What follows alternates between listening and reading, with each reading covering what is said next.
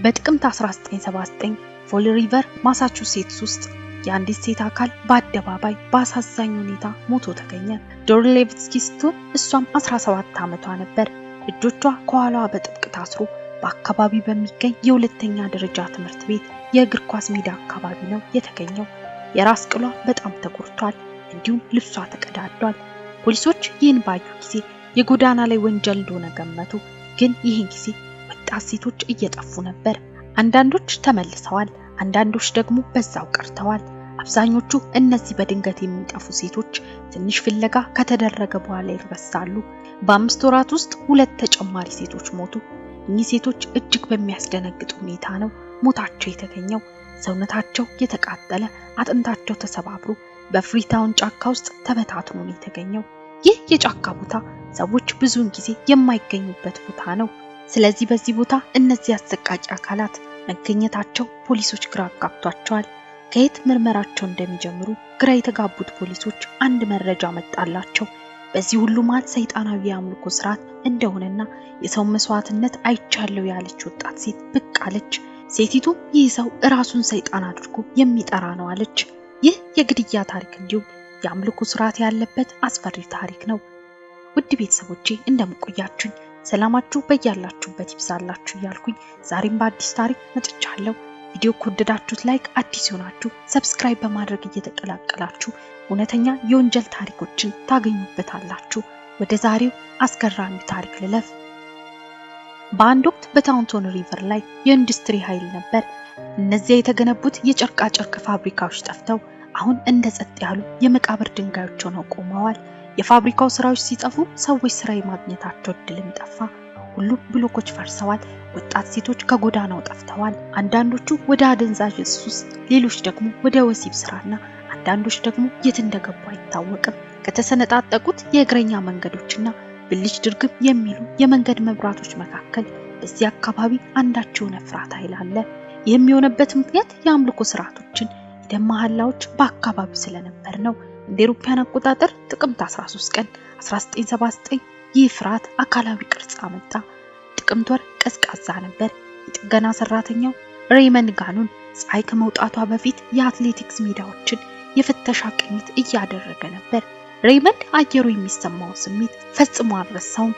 ከወትሮ የከበደ እንደሆነ በኋላ ለፖሊስ ተናግሯል።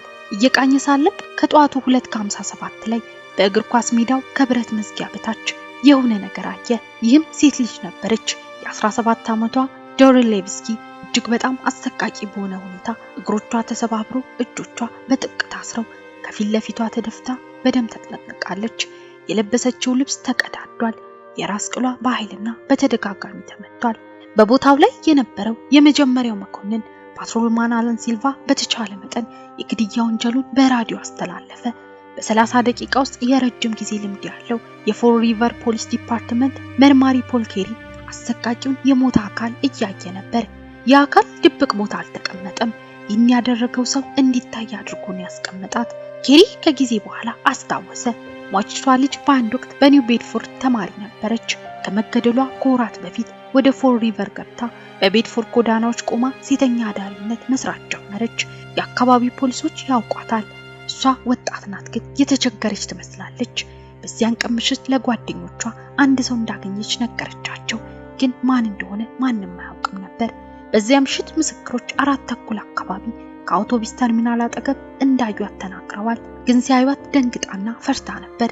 እናም በጨለማ ጃኬት ከለበሰ ረጅም ሰው ጋር ስትነጋገር አይተዋታል። የእርሷ አሰቃቂ ሞት የፖሊስ ኃይሉን አስደንግጧል። ግድያዋ ግን ብዙም የዜና ዘገባ ሆኖ አልወጣም። በ1979 በ10ዎቹ ዕድሜ ውስጥ የምትገኘው ዶሪን የወሲብ ሰራተኛ ነበረች። ነገር ግን አሁን ጠለቅ ብለው ለማየት የሚፈልጉ መርማሪዎች ግድያዋ እንዲሁ እንደዋዛ አልታለፈም። የዶሪን ሞት ተከትሎ የጎዳና ተዳዳሪዎች በቤድፎርድና በሰሜን ሜን አጠገብ ካሉ ቦታቸው መጥፋት ጀመሩ። አንዳንዶቹ ከተማውን ለቀው ወጡ። በፍሪታውን ፎል ሪቨር ስቴት ደን ውስጥ ስለሚደረግ ያልተለመዱ ስብሰባዎች፣ አስፈሪ የአምልኮ ስነ ስርዓቶች፣ ዝማሬዎችና ስለ ደም ግብር መርማሪዎች ጆሮ ላይ ሹክ መባል ጀመረ። መርማሪዎቹ ሴቶች ወደ ጫካ ተጎትተው ገብተው እንደማይመለሱ አስፈሪ ታሪኮችን መስማት ጀመሩ።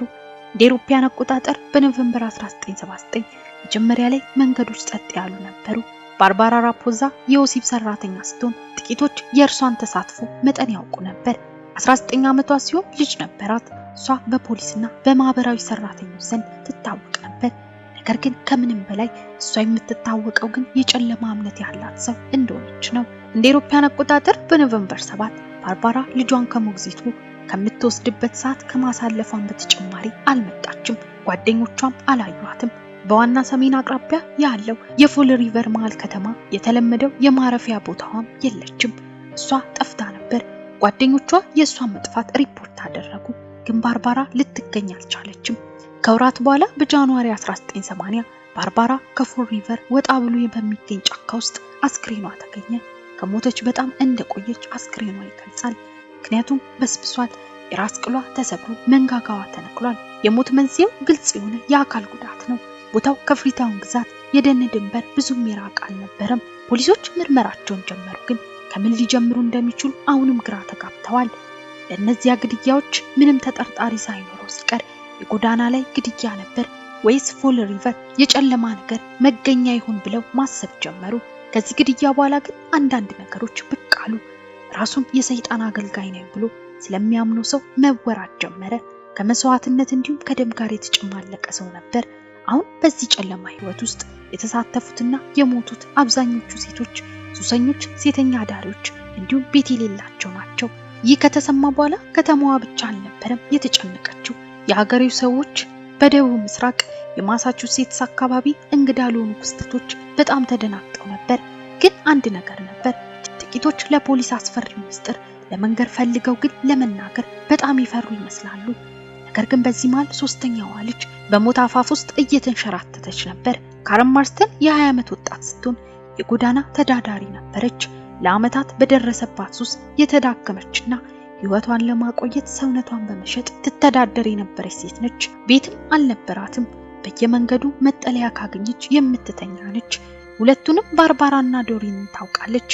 ግን ከሁሉም በላይ ካረን ድሪውን ታውቃለች። ካረን በድሪው የአምልኮ ስርዓት ተሳታፊ ነበረች እና በጣም ትፈራዋለች።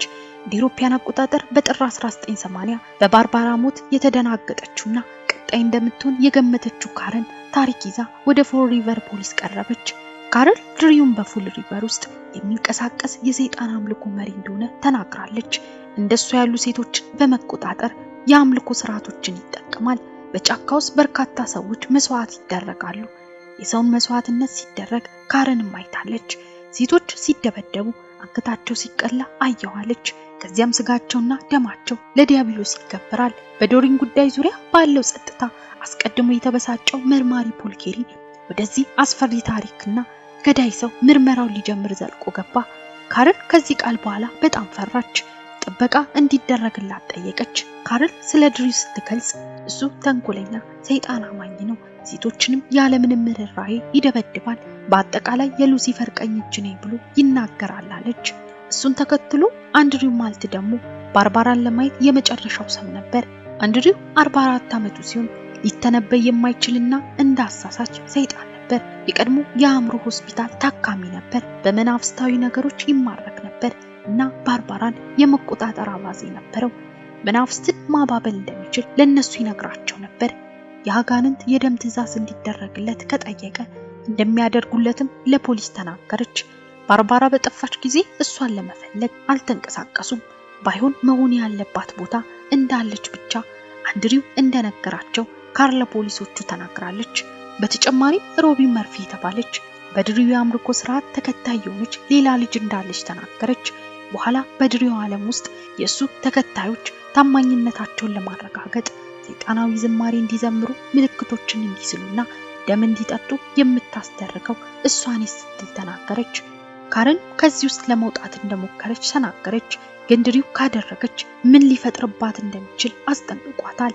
እንደሌሎቹ እንደሚጨርሳት እንደነገራት ለፖሊሶቹ ተናገረች። እንደ አውሮፓውያን አቆጣጠር 1980 በየካቲት 19 ካረን በድጋሚ በፖሊስ ቃለ መጠይቅ ከተደረገላት በኋላ አንዳንድ ጊዜ በምሽት ብቻዋን የምትቀመጥ ጸጥ ባለ የድንጋይ ህንጻ ስር አመራች። ግን ማንም በህይወት ሲያያት ለመጨረሻ ጊዜ ነበር።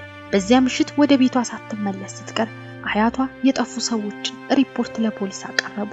የካረን መጥፋት ዋና ዜናዎች ላይ አልወጣም። ግን እንደ ኬሪ ላሉ መርማሪዎች ግን ሰበር ነጥብ ነበር። 3 ሴቶች ሞተዋል።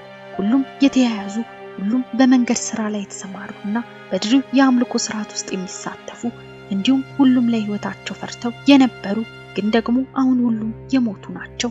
በዚህን ጊዜ መርማሪ ኬሪ እነዚህ ግለሰቦች እንዲያዙ የትዕዛዝ ወረቀት ካወጣ በኋላ እንደ አውሮፓውያን አቆጣጠር በመጋቢት 1980 በግፊት ወይም ምናልባት በራሷ ፍራቻ ሮቢን መርፊ በገዛ ፍቃዷ ፖሊስ ዘንድ ቀረበች። የካረን ማርስደንን ግድያ በአምልኮ ስርዓት እንደጠፋ በዝርዝር ሁኔታ እንዳየች ለፖሊሶች ተናገረች። ድሪውና ሌላ ሰው ካረን ከፍሪታውን ድንበር ብዙም በማይርቅ የዌስፖርት ጫካ ውስጥ እንደወሰዷት ተናገረች። እዚያም ደበደቧት፣ ጉሮሮዋን ሰንጥቀው አካሏን አድለው አጽሟን በእሳት አቃጠሉታለች። መርፊ እንዳለች ድሪው ሰይጣን እንደጠራውና በካረን አስክሬን ላይ ቆሞ ራሱን የሰይጣን አገልጋይ እንደሆነ አወጀ። በሚያዝያ ወር መርፊ በገለጸችው ቦታ ላይ የሰው የራስ ቅል ቁርጥራጮች ተገኝተዋል። ምርመራም ሲደረግ የካረን እንደሆነ ፖሊሶች ለይተዋል። ከመርፊ መግለጫና ከተገኘው ቅሪታ አካል በኋላ ድሪውና ስሚስ በቁጥጥር ስር ዋሉ። መርፊ ራሷ ተከሳለች። በግድያ ውስጥ መሳተፏን አምናለች። ምንም አማራጭ ስለሌላት እሱን ስለምትፈራው በካርድሪው ድግም ስር እንዳለች ተናግራለች። ፍሪታውን ግዛት የጨለማ የአምልኮ ስርዓቶች ቦታ ነበር ተብሏል። ከማል አቅራቢያ ያለው ጫካ ውስጥ 3 የግድያ ሰለባዎችም ተደርገውበታል። ሰዎች የተረገመው ቦታ ብለው ይጠሩት ጀመር። ማንኛውም መንገደኛ ወደዚህ አቅራቢያ አይሄድም። የአካባቢው ሰዎች በዛፎች ላይ የተቀረጹ ምስሎችን ይፈሩ ጀመር። የፖሊስ መኮንኖች እንኳን በዚያ ጫካ አንዳንድ ፍለጋዎችን ለማካሄድ እንደማይጠጉ ይናገራሉ። መጥፎ መሬት ነው ብለው ሁሉም ማመን ጀመረ። በማሳቹሴትስ ውስጥ ካሉ በጣም አስደንጋጭ ምስክርነቶች ከሰጡት ሰዎች መሃል ሮቢን መርፊ እንደሆነች መርማሪዎች ይናገራሉ። እሷ የሰጠችው ምስክርነት ከአምልኮ ስርዓት ጋር የተያያዘና አሰቃቂ ተግባራቶችን ያካትታል። ሮቢን ግን ምስክር ብቻ አልነበረችም፣ እሷም ተሳታፊ ነበረች። ሮቢን በሁለተኛ ደረጃ በነፍስ ግድያ ወንጀል ተከሰሰች እና ያለምንም ምህረት የእድሜ ልክ እስራት ተቀጣች። እንዲሁም በአንደኛ ደረጃ የተከሰሰው የአምልኮ ስርዓት ዋና አስፈጻሚ የነበረው ድሪው የይቅርታ ዕድል ሳይኖረው እድሜ ልክ እስራት ተፈረደበት። እንዲሁም በሱ ስር የነበሩት ስሚዝና አንድሪው ሁለቱም የእድሜ ልክ እስራት ተፈረደባቸው። መርማሮቹ በእነሱ ላይ የፍርድ ቅጣት ቢያሰጡም ግን ይህ የአምልኮ ስርዓት በድብቅ እየተካሄደ እንደሆነ ይገምታሉ። ውድ ቤተሰቦቼ ለዛሬ ያዘጋጀሁት ቪዲዮ ይህን ይመስል ነበር። በታሪኩ ላይ ያላችሁን ሐሳብ በኮሜንት ላይ አሳውቁኝ።